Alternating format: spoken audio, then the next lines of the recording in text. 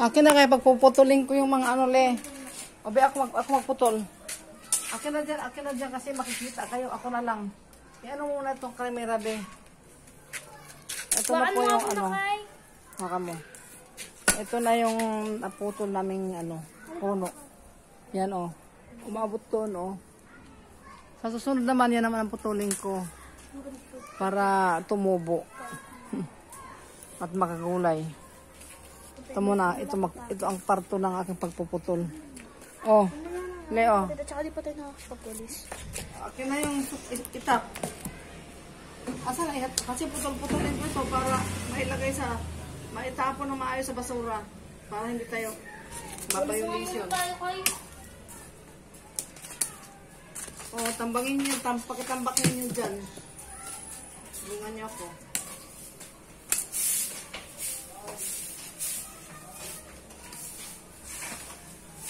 Yan.